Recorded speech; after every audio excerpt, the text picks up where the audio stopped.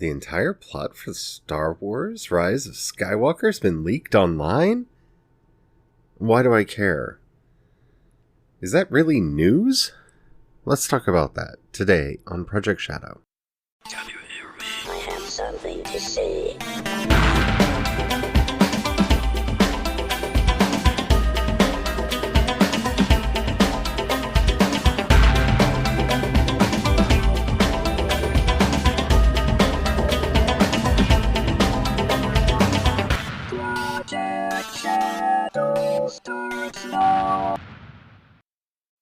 Hello everyone, how are you doing today? My name's Charlie. You might know me better as sci-fi fantasy writer C.E. Dorset, especially if you're reading my new book, Crucify My Love.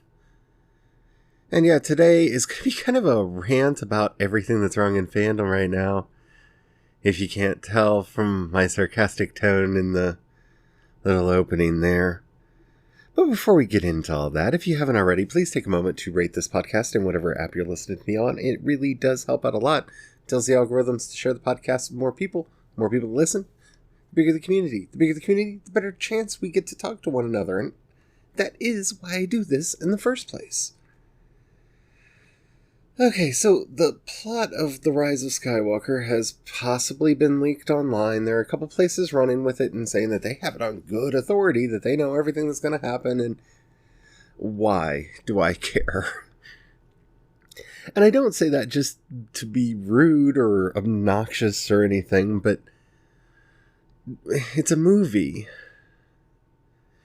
It is a movie. I feel like I shouldn't have to say that, but people have been taking media a bit too seriously. And this is from somebody who used to cosplay Klingon all the time and learned how to speak Klingon so they could cosplay better. Someone who is an active member of Starfleet and is on a ship and actually participates with all that fandom stuff, who goes to conventions and hosts panels and does this freaking podcast about all the things that they love. It's just a freaking movie. And that's where I'm getting a little bit frustrated about all of this. Because, to me, this is everything that's wrong about fan culture today. In one succinct little package. And I'm not blaming the people that posted it, because if you're running a blog and you're trying to get hits so that your ads will make you money, I understand. Trust me, I understand wanting to have a juicy scoop to drive people to your site so your ad rates go up so you make some money. I get that. I understand.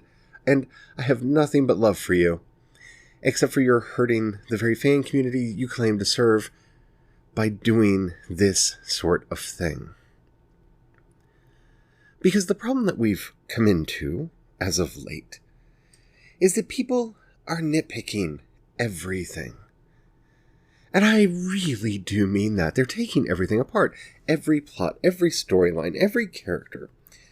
And not in ways that are interesting, fun, exciting, fanish, in any way, shape, or being. No, we're looking for plot holes so that we can prove that that thing that we don't like is deserving of not being liked.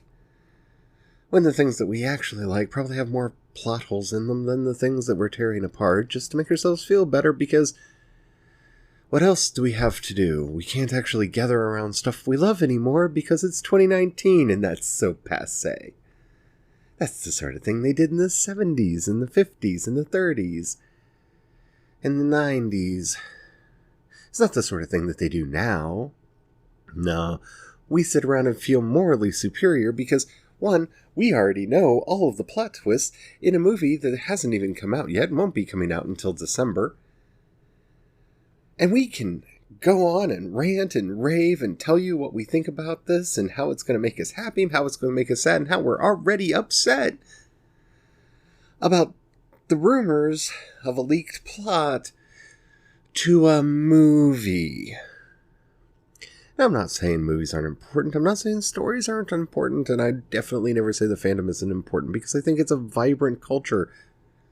I think it's a beautiful culture. It's a culture that I proudly consider myself a member of. It's a culture that I've defended on many occasions.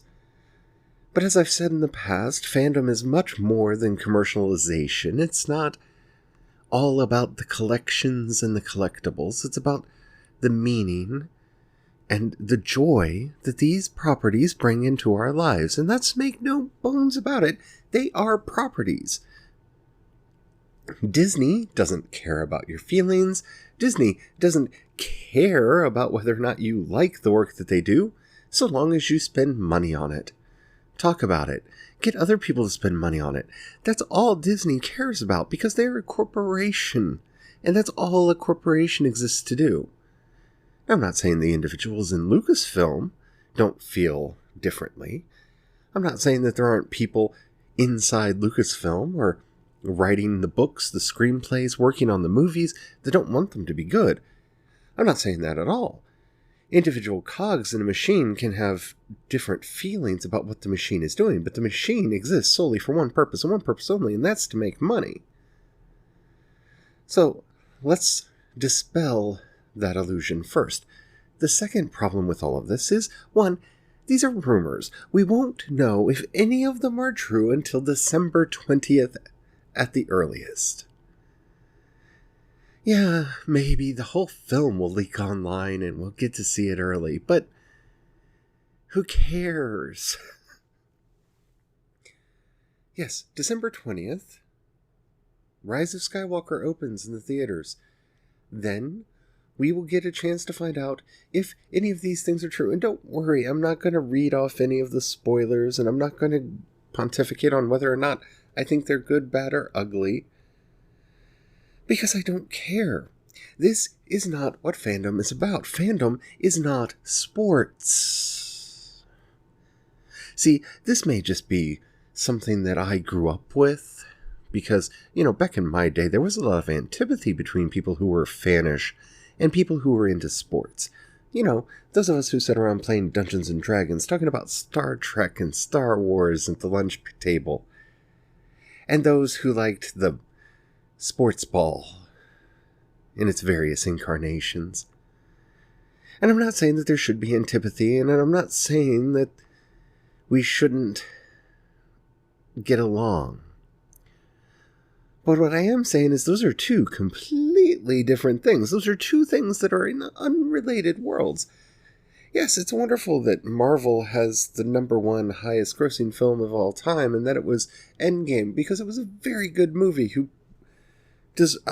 I'll say it deserved it. It was a crowning achievement of 10 years. They told a story, and the idea that the pinnacle movie, the ultimate movie in that franchise, would be the highest grossing film of all time, at least right now, does prove that the stories were interesting to a large number of people who went to see the movies, sometimes more than once in the theater. Yes, wonderful. But fandom isn't sports ball. We're not playing teams here. It doesn't matter how much money your Star Wars or my Star Trek or whatever else actually makes, so long as it makes enough not to get canceled, because after all, isn't that the thing that we as fans should actually care about?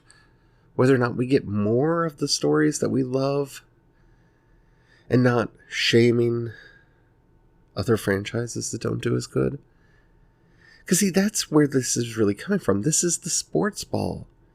It's time to be a coach, because maybe if we look at it now and we see this outline, which of course is 100% accurate and doesn't have any errors in it. I mean, you remember Benedict Cumberbatch being in The Last Jedi, right?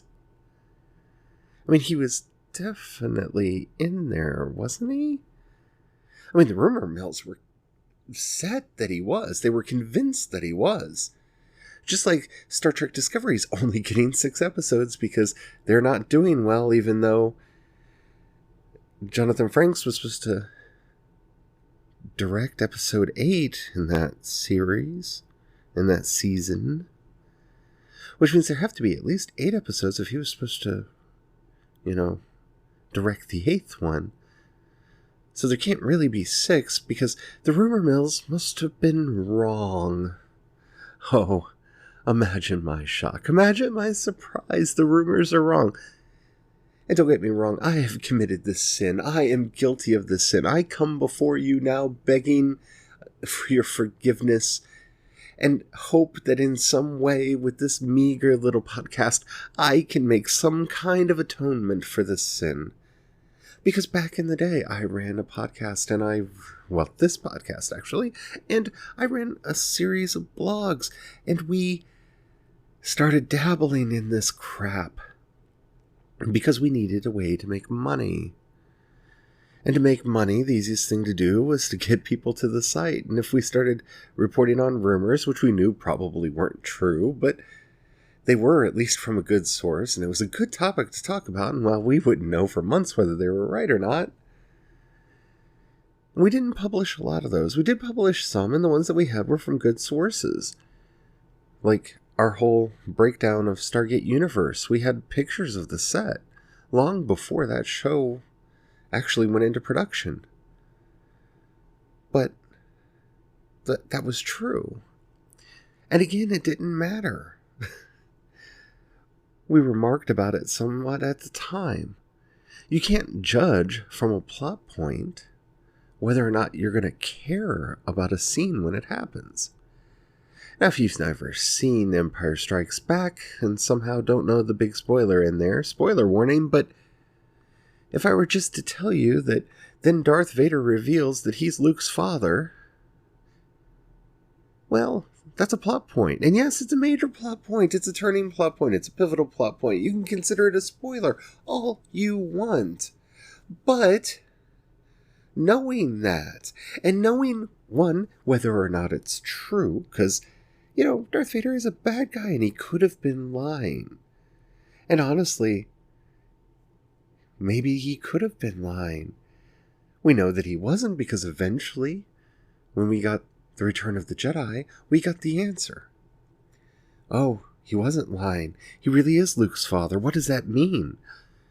Oh, and Luke and Leia are brother and sister. Oh, but they kissed. Because when A New Hope was made, they didn't know they were brother and sister. Because Luke's sister wasn't supposed to come about until episode 7. Because they had a plan.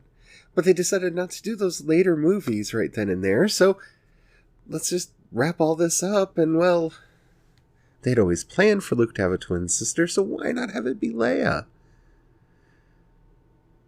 Because that's how movies work.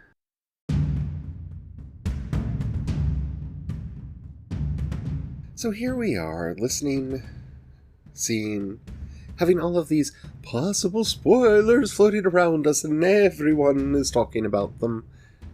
Well, not everyone, but, oh, trust me today, everyone that I've been listening to and watching has done an episode or 2 or 3, sometimes a 2-hour to 4-hour live stream about these rumors, because it's good content to talk about.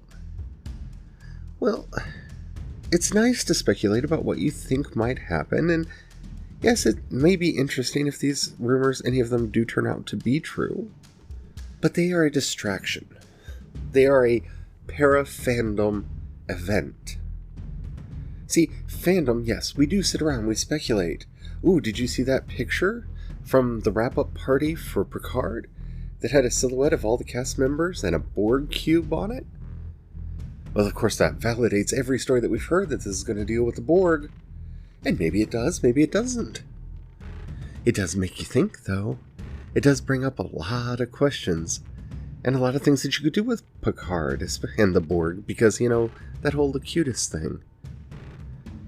But we'll wait and we'll see, and we can talk about it all we want, but there's no point in getting worked up about it now, because we don't know. And that's where, to me, all of this is just trying to take the fun out. They're trying to take fandom and turn it into sports ball. So you can kind of get an idea of how things are going because the various players are doing so well or so poorly. And you can quantize sports ball in a way that you can't really quantize any kind of entertainment. Sure, we can talk about the ratings for a show, we can talk about how many people bought the thing. We can talk about how much money something made. And that gives it some kind of a quantifiable value, but it's not one that actually has any meaning. Just because Sci-Fi Channel wasn't performing well enough on appointment television that it got canceled doesn't mean that The Expanse was a poor show. It was a great show, and it did better in the secondary markets. It did better on streaming. It did better when people like me bought it, because I don't have the time to sit back and wait for Sci-Fi Channel to tell me when to sit in front of my television to watch their commercials and the show that I want to watch. So the numbers really don't mean anything, and the plot leaks don't mean anything. I saw one guy get so worked up about things that are in this plot leak that are going to ruin Star Wars forever. Because, yeah, you could ruin Star Wars forever, even though we have the Ewoks cartoon and the many of those novels that came out in what are now called legends. Oh, the comic books that came out over the years. The Christmas special. None of those things could ruin Star Wars, but this movie is gonna do it. You know, just like Jar Jar Binks did. Oh wait, we've had a lot of movies since Jar Jar was put in here, because it's a juggernaut and it's gonna keep going. Because for every Jar Jar Binks that you hate, there's somebody that likes him. I've met them. They exist. And it's not our place to judge anyone for what they like. That's where this all gets mad. We're not talking about the characters we like, or the stories we like, or the themes of the stories and why we care about them. We're talking about what might be and what might be because someone said that they have it on good authority that their brother, sister's cousin who worked on the set may have possibly told them what was going on. And so here we are. I can't tell you how many of these I read in the run-up to the Last Jedi. And they were all wrong. Every single one of them was wrong. And yeah, I did my theorizing episodes, but they weren't based on any of the spoilers. It was mainly that I wanted Laura Dern to play Mara Jade. Even though I know in my heart we'll never get to see Mara Jade brought back into canon because George Lucas apparently hated her, and that DNA got into Lucasfilm. I mean, we'll see. Maybe someday somebody will bring her back, but I just wanted to see Laura Dern play Mara Jade. I did. I didn't get that. But I could still want it. And I could still think, what if? Even though the movie came out and it was completely different. Because that's what fandom is.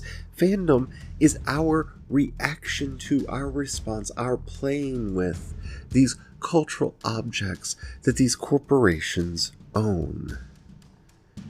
It's the art that we make. It's the fiction that we tell. It's the stories and the insights that we glean from them, that we share amongst ourselves. It's the games we play. It's the cosplay we dress up in. That is fandom. That is the fun that we should be having, not sitting back, reading, and caring about it. Like, I don't care if you read it. I really don't. Don't get me wrong. I'm not cascading people for reading these leaks. My problem is that this is what fandom has devolved into. It's just talking about how well something did. Or how well we think it will do. It's the horse race. Our discussions of fandom have got as shallow as our discussions of politics, and both are a crying shame. And don't worry, I'm not about to go off onto a political rant here, but I am going to stand up for my community. My community, fans around the world, and I am a stickler for this. I have fought for this definition my entire life. Fans are people who love something, not people who hate it. And when you love something, you tell stories, you reminisce, and you think about all of the things that you get from it. When we sit around and we talk about the deeper meaning of a story, that is fandom. When we sit around and we talk about when we met this person, that person, or the other person, that's fandom. When we talk about the experience we had going to see this, that, or the other thing, that is fandom. When we discuss our theories, that is fandom. Sitting around prejudging a work that won't come out for months based on rumors of a plot. I'm sorry. That's not fandom. That's people wanting to find something to fill their time with. And there's so many more interesting things that we could talk about. Like, Billy D. Williams is back. Oh, the things that I want to see Lando do in this movie. And I want him to have a ship called the Love Commander. But that's another topic for another day. Sorry, this is something that just really upset me today. Because I don't like it when we get lost on these side streets. I hope you enjoyed this episode. If you did, please take a moment to rate this podcast in whatever app you listen to me on. If you have $1 and you'd like to join the project, down in the show notes you'll find a link to both my Patreon and the community support tab. Difference between the two is people on Patreon occasionally get stuff. If you don't have any money right now or you don't feel like giving, that's fine. That's perfectly alright. But if you know somebody you think might like this podcast, please do share it with them. That helps out a lot. If you have any questions, comments, or topics you'd like to hear discussed on the show, down in those show notes you'll also find a link to the voice message system. Keep it clean, keep it short, and I would love to have you use your voice on this show. I'll get that out in a minute. If you would rather hit me up on social media, I'm C. Dorset on Twitter and Instagram. You can find links to everything that I do over at projectshadow.com. Thank you so much for listening. I hope you enjoyed this. I'm going to try not to be as ranty this week, but who knows. Until next time, don't forget, have the fun. Bye.